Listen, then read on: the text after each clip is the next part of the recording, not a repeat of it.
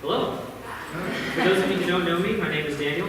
Daniel Lopez, son of Roy and Lucy Lopez, who are here as a part of your church. I'm a student. I have one more semester at Oklahoma Wesleyan University. I'm studying pastoral ministries with a little bit in youth ministry, a little bit in intercultural ministry, a little bit in global studies, a little bit of theology. I'm trying to get as much as I can in and preparing myself for life in ministry. Thank you. I really appreciate the opportunity to be here. I'm very thankful for this opportunity. Number one, because it gets to develop me a little bit more in what I'm trying to do with the rest of my life. Number two, it justifies me leaving school early and I get to miss a class. But I'm very thankful for this opportunity. And before I even get started here, I really have to settle this debate that I've found myself having with some guys in school in the past 2 weeks.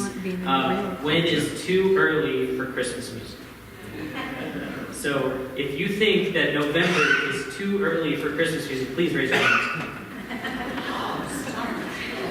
I wanted to see more hands. I'm okay with this. A quick story. One of the things that's really cool about my school and my opportunities there is I'm a resident assistant. So essentially, I'm a glorified babysitter in some ways. And there's about 25 guys that live on my floor. We have a community bathroom. So basically, for all the mothers in the room, it's a nightmare because there's a bunch of 18 and 19-year-old guys who all share the same bathroom. So one day I was in there, I was washing my hands, I was on my way out, and a guy walks in and he's just blaring Christmas music, and I just stop and I look at him and I say, "Landon, you know it's not even Thanksgiving yet. In fact, it wasn't even Halloween yet. It was in October." And he said, "Listen, it's never too early to get into the Christmas spirit. Do you hate the holidays?" So I was being accused of hating holidays because I said it's too early for Christmas music. But now I know that I'm among fellow believers that November is too early, and especially October. So again, I'm very thankful to Pastor Flick and to Jacob for even considering me for this opportunity. There's so many other people that could have been asked, yet they asked me. I'm very thankful for that. And I have some slides. Hopefully they'll be coming in. Yeah, there we go. So today we're talking about the spirit of Thanksgiving, a spirit of Thanksgiving. So if you want to open your Bibles, go ahead and open them to Philippians chapter 4. We're going to be in verses 1 through 9. But before we get to that, I kind of want to set the scene a little bit, guys. So again, right, this week is Thanksgiving. It's kind of nice when the church asks you to come preach and they give you something like, "Oh yeah, just talk about Thanksgiving." That's nice for me, instead of just saying, preach on whatever you want. So Thanksgiving is, we're getting into this time of year where you start to see Christmas lights are going up, and it's the holiday season, right? It's coldish weather a little bit, a lot of food, a lot of family gatherings. I have some pictures there. Santa drives a Dodge Ram tow truck, if you didn't know. We start putting up Christmas decorations. We start putting up Christmas trees. We start doing all these things that make it feel like Christmas, right? We get into this time and this season where we get a little bit too distracted with these things, but we start thinking a lot about oh man, I got to start getting Christmas presents, right? Those of us who are in the room who are not very good at this sort of thing, we're going to wait till the week before Christmas to get our presents. But we start to think about all these things, and it's like this focus of the year shifts finally of this hot climate mindset into this cold weather, family, closeness. We're going to be stuck inside with some snow every once in a while, so we better start getting along, sort of thing. We start to get this mentality of Christmas time, right? Thanksgiving kind of gets blown over a little bit by the whole Christmas spirit. But Thanksgiving and Christmas, I think, are very heavily involved with one another. And one of the things that I always think of when I get to sort of Thanksgiving time is the times where I've had an opportunity to be thankful for something or thankless for something.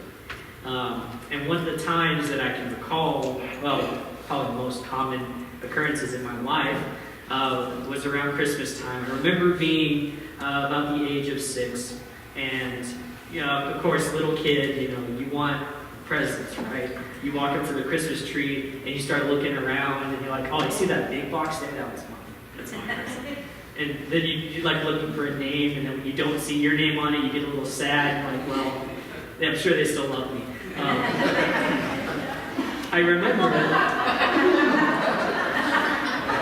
Yeah. That was me sometimes. I remember there was an instance where we went to my grandparents' house for Christmas. So the way we would do it is we would have Christmas at our house with all the family later in the night. But before that, we would go and visit my grandparents. And they would always have presents for me. My aunts and uncles were there. So they had presents for me. And as a little kid, I'd get a present from Grandma. I'm like, oh, yes. So I get it. I start tearing it open. And then I open the box, and it's socks. And 6-year-old me wants to be like, wow, this is awful. Throw it out the window. Like, where's the toys, right? Now, if you give me a pair of socks, I'm going to be happy, right? I need this, Mom and Dad. Right? But I looked like that, because I'm like, well, I wanted toys. I wanted playthings. I wanted pieces of plastic that were going to last 6 months if I was lucky. But I was getting socks and shirts and underwear, and I was kind of sad. But then again, now, you give me those things, I'll be the happiest person. But that was a moment of thanklessness. And typically we associate this with a sort of childishness, right? We expect kids to be a little sad when we give them clothes. You know, you want them to have like, here's a really cool shirt. You know, you like that? And they're like, oh, thanks. You know? I remember every time I think about getting my nephew CJ a birthday present, I never want to get him like clothes, because then I'm like, man, if I was him, I'd be like, really? So like I try to find like a truck or a tow truck or like an action figure, something that I think that like, you know, if I were him, I would want that, right? So I try to put myself in his mindset and try to give him something that he'd be thankful for. Something that he could remember, something that he would appreciate. That's what I try to do when I think about getting gifts for somebody or doing things for somebody else. I want to give them something that they would be thankful for. So I have a question that I want to sort of propose, and I want you to think about as we get into the Word. And on the next slide, it says this. It says, what is the spirit of thanksgiving? So just think about that. What is the spirit of thanksgiving? Because if I were to say that to you in sort of like Bible study, right? That sounds like one of those really Christianese things that we say to one another. We sound really holy when we say that, you know, with the spirit of thanksgiving. But we never really talk about what that means. We never really address what a spirit of thanksgiving looks like. Rather, we just kind of talk about having the spirit. Oh, he has the spirit of thanksgiving. She has the spirit of thanksgiving. What does that even mean? Right? And how do we tell the difference? How do we adopt a spirit of thanksgiving for this holiday season? Well, let's sort of dive into this. So if you'll turn with me to Philippians chapter 4, verses 1 through 3, it says this. So then, my brothers, who are dearly loved and longed for, my joy and crown, in this matter stand firm in the Lord, dear friends. I urge you, Euodia, and I urge Syntyche, to agree in the Lord. Yes, I also ask you, true partner, to help these women who have committed to the gospel at my side, along with Clement and the rest of my co-workers, whose names are in the book of life. So really quick, I want to get into a little bit of biblical history here. Paul is writing to a church in Philippi, which I don't believe the city is still called Philippi. But essentially, when Paul was on his 5-year journey on his ministries, he was walking across around the sea, and he writes to this church in Philippi where he had established a church, he had left, and he was in another place, and he heard about them, so he's writing a letter back to them. And these people he's talking about, Clement and the women that were at his side, they're also missionaries. They're people who are going there, they're teaching them, they're sharing the gospel with them, they're growing with them. It's kind of like how Pastor Blake kind of asked me to be here. It's that sort of thing. He's asking them to go, to encourage them, and to be thankful for their opportunity, right? So Paul and his many friends who are all contending for the gospel, he wants them to get along with one another. He doesn't want them to waste energy in disagreeing with one another. He wants them to be thankful for this opportunity. He wants them to take advantage of it and to be making the most out of that time, right? Instead, put their lives into ministry and to reach more people who need the gospel. That's what he wants them to do. That's sort of like a setting for us. Like right now in this moment when we're all gathered here, we all pretty much have the same belief, right? That God is God and Lord of our lives. If I just said that, then everybody would call them, yeah, okay, yeah, I can agree with that. So then there's no reason to disagree with one another. There's no reason to argue with one another. Instead, we should build one another up so that we can go out there and reach more people and start filling these seats. Right? That's what Paul's telling them to do, and that's what Paul's encouraging them in. So if we go to the next one, verses 4 through 7, and this is sort of the meat of the passage here. Rejoice in the Lord always. Let me read this first. Rejoice in the Lord always. I will say it again, rejoice. Let your graciousness be known to everyone. The Lord is near. Don't worry about anything, but in everything through prayer and petition, with thanksgiving, let your requests be made known to God. And the peace of God, which surpasses every thought, will guard your hearts and minds in Christ Jesus. So you have it there highlighted in red. Everything through prayer and petition, with thanksgiving, let your requests be made known to God. So there it is right there, like a spirit of thanksgiving, with thanksgiving. What does that even mean, right? Because sometimes Paul does this thing, which I've learned that it's really annoying, and I'm glad that my English teachers have taught me otherwise. Paul loves run-on sentences. He loves to just go on and on and on and on. If you've ever read anything of Paul, you're like, man, when does this guy take a breath? When I try to read, it's really hard. When I try to read Paul in the original language, in the Greek text, it is very difficult. Because in Greek, they don't have punctuation marks. They don't have verses. They don't have paragraphs. They don't have chapters. Instead, you got to try to keep track of all the words. It's like, okay, he's using new words. This must be a new section. You got to try to keep track of everything. Paul just goes on and on and on. But what he's saying here is to rejoice in the Lord always. I will say it again, rejoice. Let your graciousness be known to everyone. The Lord is near. And sometimes that sounds like, well, okay. Okay. Is it a command? Are you telling me to do something? He says, yes. Rejoice in everything. Always. Situations and circumstances, they can get pretty tough in this world. Right? If I had everyone in the room raise their hand for any tough thing they've ever gone through in their life, I doubt there'd be very many people without a hand up. Okay? Everybody goes through things. Everybody has their own circumstances. And that's something we need to understand about one another. Now, when you try to be a believing Christian in this world, it gets even harder. When you try to stand up for faith, it gets even harder. It gets more and more difficult to stand up behind that faith. Why is that?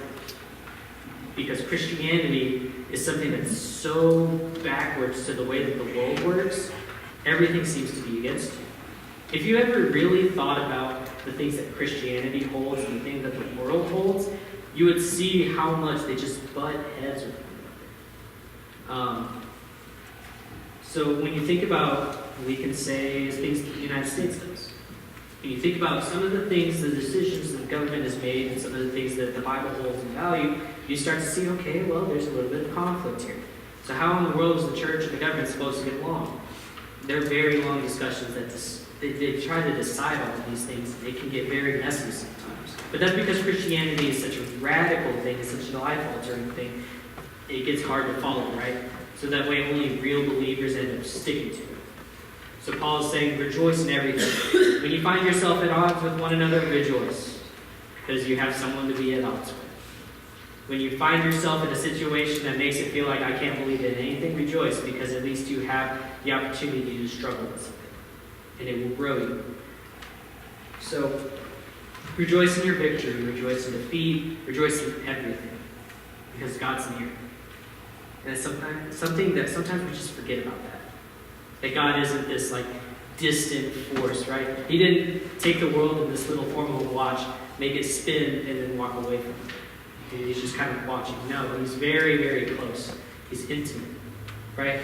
Ever thought about Christianity and your prayer life and all of those things? You ever pray and then you get little chills, right? Or during worship when that song is just right, and you get chills down your spine. You're like, ooh, that might be the presence of God. He's a very intimate God who's not trying to be distant from us. So, verse 6, and this is the verse that holds probably the most weight in this passage. Don't worry about anything, but in everything, through prayer and petition, with thanksgiving, let your requests be made known to God with thanksgiving. What? How does that work? Right? What does it mean to say you're doing something with thanksgiving? Well, I propose that thanksgiving is much less of a spirit, right? I call this the spirit of thanksgiving. Well, even deeper than that, I think that thanksgiving is more of a stance than it is a spirit. And what do I mean by a stance? By a stance, I mean it's a way that we present ourselves before God when we're praying for something. It's a presentation before God so that God knows that we are thankful. Because sometimes we find it kind of hard to be thankful, right? Sometimes we go through life and it can be a little difficult and we find it really hard to be thankful for something. It is more of a stance. It is more of a way of presenting ourselves before God and letting Him know that, hey, we are thankful for everything you have done for us, God. We really appreciate all of this. And sometimes we don't do a great job of showing. But remember to hold the stance of thanksgiving before God. When you are praying and petitioning for something before Him, when you're asking for, God, can I get this promotion? Make sure you have a stance of thanksgiving to say that I am thankful for everything you've done, and I'm praying for this too. God, I'm not saying that I hate my life. I'm just saying that I'm thankful for everything you've done, and I have this to bring forward too. Okay? Verses 8 and 9 really quickly. Finally, brothers, whatever is true, whatever is honorable, whatever is just, whatever is pure, whatever is lovely, whatever is commendable, if there's any moral excellence, and if there is any praise, dwell on these things. Do what you have learned to receive and heard and seen in me, and the God of peace will be with you. Praise and dwell on those things. That's what Paul is saying. He's saying that if there's anything in your life that has ever gone your way, that you've ever done for God, and it's worked out, then hold on to that. Dwell on it. That's how you keep it going, right? Because it can get really hard to be thankful for God and thankful for your life whenever every little thing is just going against you and against you. And you feel like you're in an ocean, you're just getting hit by wave after wave after wave. It can be so hard to be thankful. But this is how Paul tells us to keep it going. Okay? So let's get into a little bit of this, how we begin to sort of understand this and apply this. So if you'll go back to that next slide where it has this sort of big idea on it, I want to talk about this a little bit more. The way we present ourselves to God is important, and it changes our hearts and the way we think of God when we pray. So think about this. We always say there are people who have less than us, but do we ever actually acknowledge what that might look like? Do you really, really think about what having less looks like? Because there are some people in the world that just, man, I don't understand how they get through the day. Let alone, how are they ever thankful to God? When we consider sort of world standards, we consider our lives. I find myself kind of angry with myself. I remember when I was at home a few summers ago, our air conditioner. Now, you all live in West Texas, you know it gets hot in the summertime, right? And when your air conditioner goes out, you don't have air pumping through the house. I get a little agitated because it's like 80 degrees inside. I come inside to find relief from the heat, not to bake in it, right? So I find myself being like, Mom, what's going on? She's like, well, the air conditioner's broken. We can't get it fixed till tomorrow. And for the rest of the day, I'm like, God, why did you curse me? Really? Over an air conditioner, when I could be thinking about, at least I have a house to sit in, at least I have electronics to distract myself with, at least I have parents to complain to, right? I have all these things. I could go into Sonic and get a drink. There's a lot of people who can't do that. When you really think about what having less has, or what having less looks like, you start to think of yourself as having a lot. For example, if you go to the next slide, I think it's the next slide. Richard Wurmbrand. If you don't know the name, I wouldn't be super surprised because I didn't know the name before it. Richard Wurmbrand is a believer. He was a believer. He wrote a book called Tortured for Christ. If you know anything about Richard Wurmbrand's story, he was a believer in the Poland area near Russia, and he lived through the Nazi invasion. He lived through World War II. He lived through Russia's dominance of that area. He lived through those things. He wrote the book Tortured for Christ, but he had this to say about it. He said, Tortured for Christ has no literary value. It was written in only 3 short days after my release from prison, but it was written with pen and tears, and for some reason, God has chosen to bless this writing and use it for his purpose. Richard Wurmbrand endured years in prison, not just in prison, but tortured in prison. He was tortured because of what? He said he's a Christian. Because he believed in God. He endured torture under the communist regime. He was beaten. He was flayed. He was tortured when he came to testify to the to the United Nations and to talk about the things that Russia was doing. He showed them his body. He showed them his back, his stomach, his sides, and the way they reacted to it. It was hard to look at. It's very hard to look at. It's very hard to imagine how could a human being do this to another human being. But Richard Wurmbrand said this about those people that did that to him. He said, hate the evil systems, but love your persecutors. Love their souls and try to win them for Christ. How in the world could somebody who spent 8 years being tortured in prison, whose wife spent 6 years tortured in prison, worse than he was, and whose son was also tortured in prison, and they were all separated from one another. They couldn't even be with one another for years. How in the world could a person ever say that about his torturers and his persecutors? Yet we find it hard to forgive somebody when they cut in front of us in Starbucks. That's a very real thing. Yet Richard Wurmbrand never once announced faith, never once let go of God. Instead, he was thankful for God. He was thankful for this lesson that he learned. He says this in his book. He says, they taught us physical beatings could be endured, and that the human spirit, with God's help, can survive horrible tortures. They taught us the technique of secret Christian work, which was a preparation for a far worse ordeal to come, an ordeal that was just before us. That's what he said when he was imprisoned by the Nazis. I don't even know how you do that. How do you have such a positive outlook when these things are going on? How are you so thankful for those things? How do you even come up with that stuff? If I was in his position, I'd be focused on trying not to die.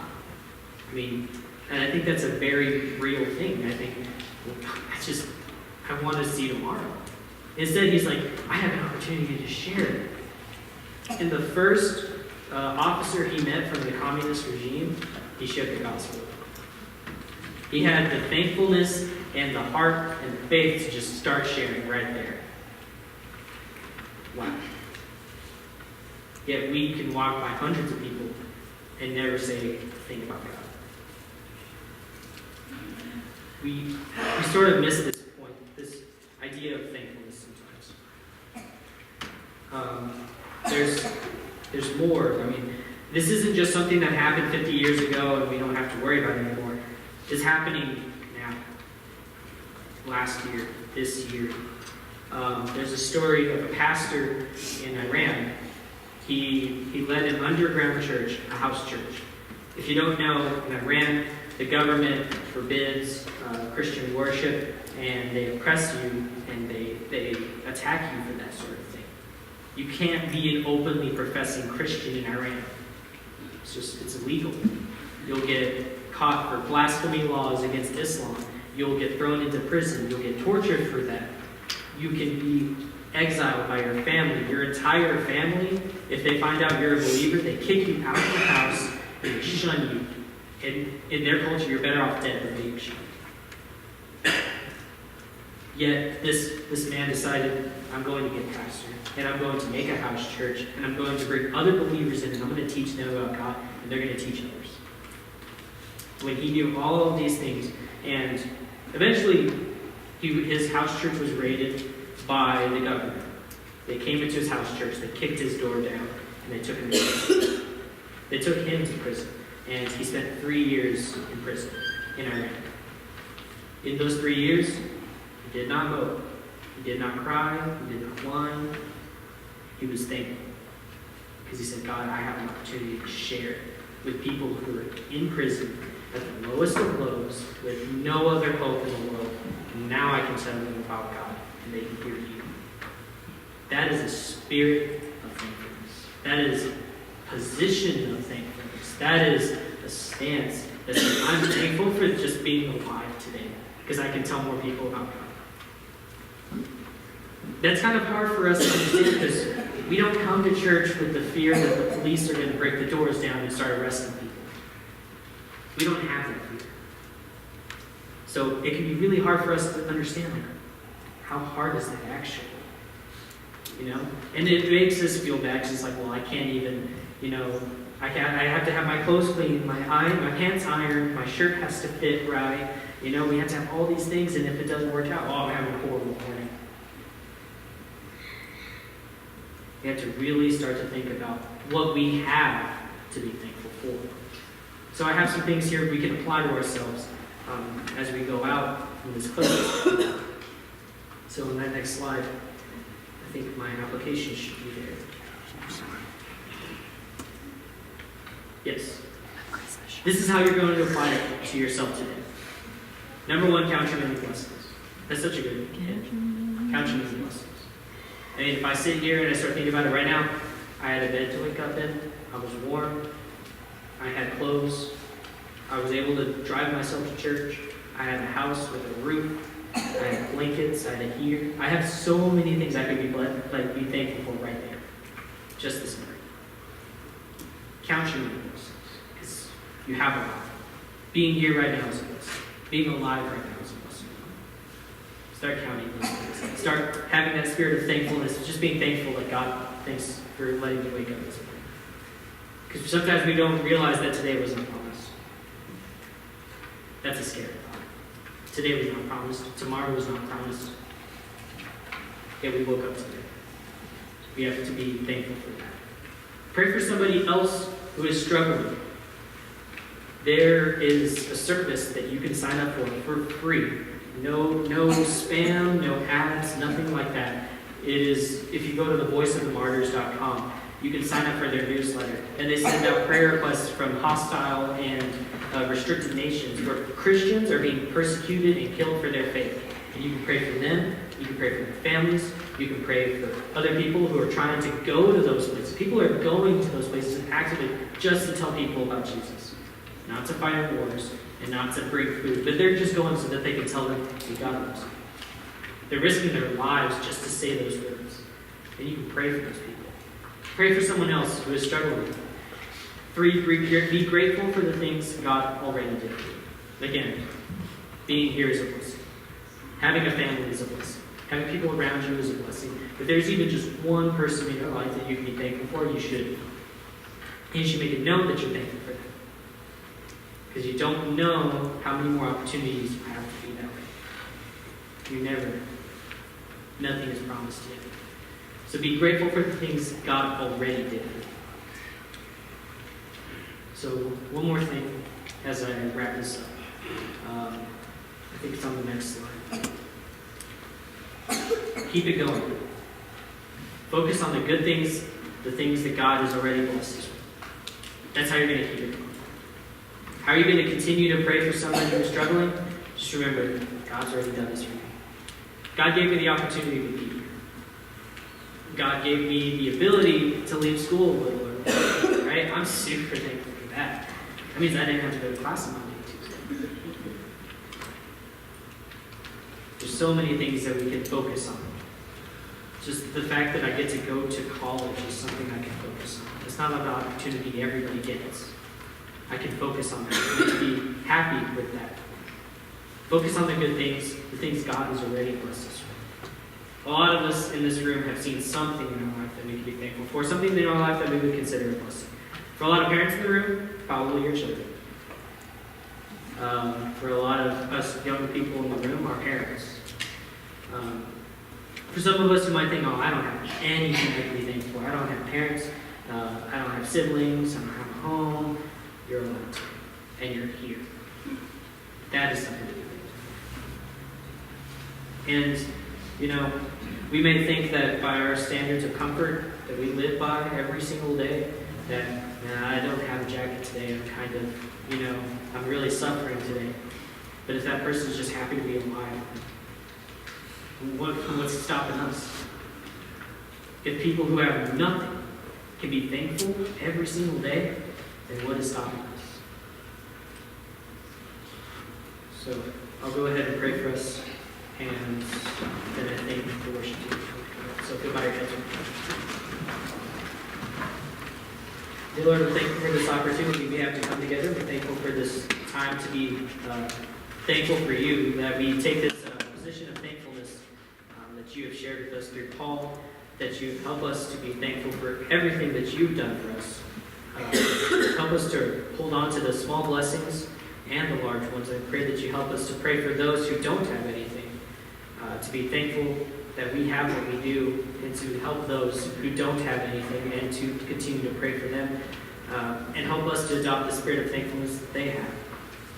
Pray that you be with us and help us to dwell on these things, and help us to enjoy this holiday season with one another. In Jesus' name.